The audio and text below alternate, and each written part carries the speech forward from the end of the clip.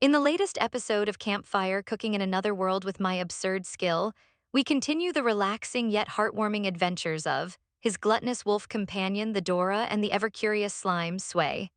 After their intense dungeon exploration in the previous episode, the group finally returns to the surface. The story opens with and his companions emerging from the deepest level of the dungeon, tired, dusty, but triumphant. Ever Proud declares their conquest to anyone within earshot, while just sighs, embarrassed by the wolf's loud boasting.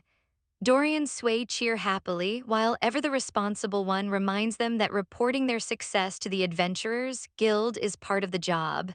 The dungeon might be cleared, but there's still paperwork to do. Once they reach the guild, the staff are astonished. Clearing a dungeon on their first try is an incredible feat. They congratulates them and tells them to rest well after such an ordeal, but before heading home must sort through their loot. The group's spoils include rare monster drops, precious gems, and even a mimic's treasure chest, a rare find that catches the guild staff's attention. Impatient as always, complains that he just wants to eat meat and rest. Laughs and promises to hurry up, knowing full well that a hungry is not something you want to keep waiting. Later that evening, the group finally relaxes. After a long, dangerous dungeon crawl, nothing beats a good bath and a cold bottle of milk. Despite his divine wolf status, complains that he prefers the milk over the bath, scolds him gently, saying he'll start smelling like a beast if he doesn't bathe properly. Dory and Sway giggle, enjoying the warmth and the milk together. It's a peaceful, funny moment showing the family-like bond they've developed. But their calm evening takes a sudden turn when they hear strange sounds outside, and Dora immediately become alert, sensing potential danger. Rushes out only to find two frightened children hiding nearby. They're dirty, exhausted, and terrified, but thankfully unhurt. Gently reassures them that the monsters are gone and that, despite his massive size, won't bite. The children introduce themselves as and his younger sister, Iris. They're from the town of, shockingly, they walked all the way from their home, an exhausting journey even for adults. Suspects something serious must have driven them here. When he asks about their parents, the boy explains their situation with trembling hands.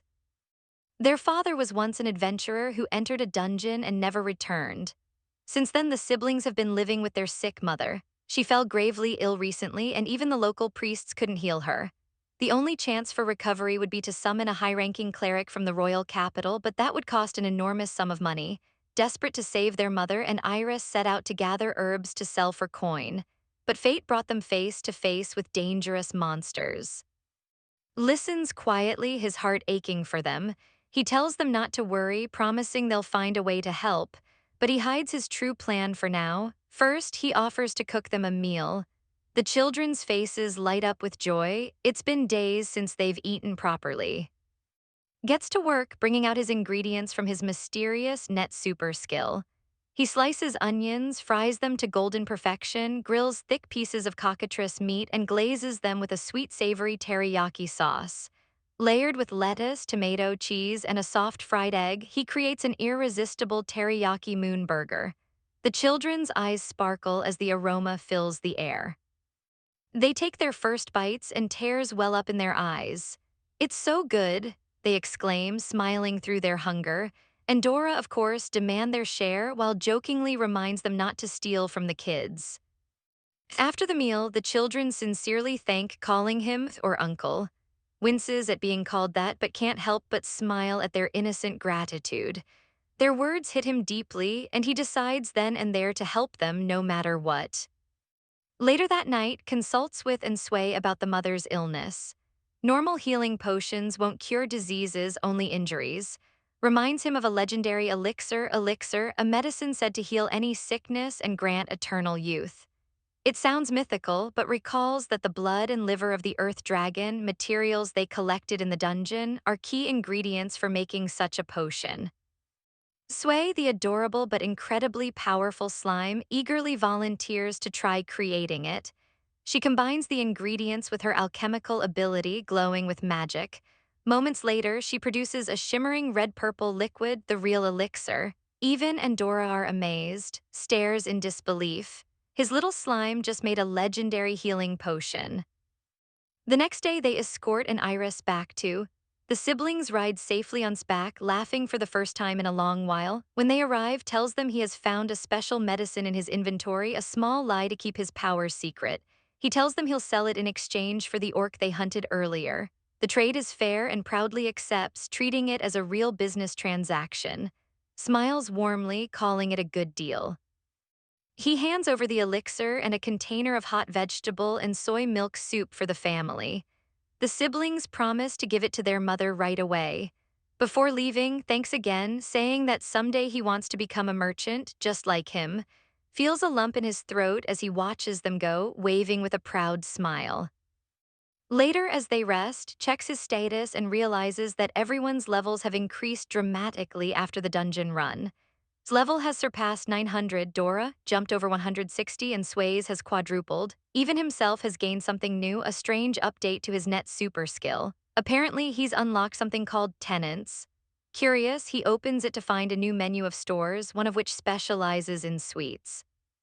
And Dora eagerly peek at the screen, demanding cake as their reward for the dungeon. Gives in, ordering a box of premium pastries. When he opens the package, everyone's eyes widen at the colorful assortment of cream-filled cakes and puddings. Drools openly, Dora's tail flicks with excitement, and Sway bounces up and down shouting, "Cake, cake." They savor the soft textures and sweet flavors. Declares it divine, Dora's face melts with bliss, and Sway can't stop asking for more. Pairs his dessert with a cup of black coffee, enjoying the contrast of bitterness and sweetness. The cozy atmosphere perfectly captures the charm of campfire cooking in another world. Quiet moments of peace after adventure, shared with unlikely friends. After their feast, gazes up at the night sky. He suddenly remembers an Iris, wishing he had discovered the sweet store earlier. He would send them home with cake too. Meanwhile, far away, the children's mother drinks the elixir. Warmth spreads through her body as her color returns, and Iris cries tears of relief she's healed. They quietly promise to keep the secret of the kind uncle's medicine and someday repay his kindness. As the episode closes, Scroop relaxes under the stars, their bellies full and hearts content. It's another wholesome chapter blending adventure, kindness, and comfort food, reminding us that sometimes true heroism lies not in battle, but in sharing a meal and helping those in need.